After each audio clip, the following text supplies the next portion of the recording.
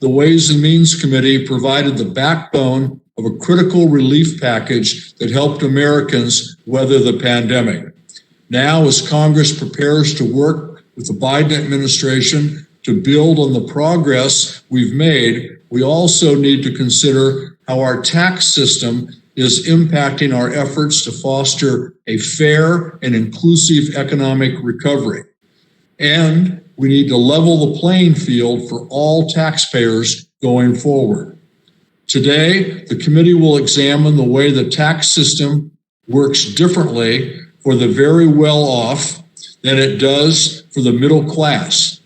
For generations, the bulk of the gains in our economy have been concentrated in the wealthiest Americans.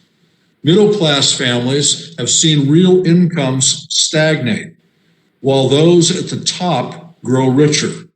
Our progressive tax system is supposed to counterbalance economic inequity and inequality, so that those who have been more fortunate pay a little bit more toward our common good. Unfortunately, the tax system we have hasn't always lived up to that ideal. A tax system that favors financial assets and dynasty trusts over working families won't support the investment we need to build a more prosperous future.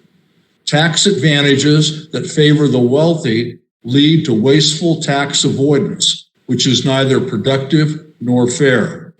As we consider some of the advantages that the tax code provides the wealthy by taxing wealth more generously than work and deferring or eliminating tax entirely, we also need to keep in mind how the tax system affects working, small business, and family farm owners. A fair tax system should also preserve these important parts of our community. I believe we can do a better job of taxing financial wealth while preserving our small businesses and our family farms. I hope my colleagues in the committee will join me in working toward that goal. In addition to the tax advantages, the code grants high income and wealthy individuals. We also know that the well-off are able to plan to avoid taxes, and in some cases, evade tax through not properly reporting their income and overstating their deductible expenses. Working Americans have almost all their income and their most important deductions reported to the IRS, while taxpayers at the top are too often on the honor system. Americans will feel more confident paying their taxes if they know that everyone else is paying their fair share. And that means both tax laws that are fair on paper, but also enforced fairly. This is an important piece of the picture, and we can't lose sight of it.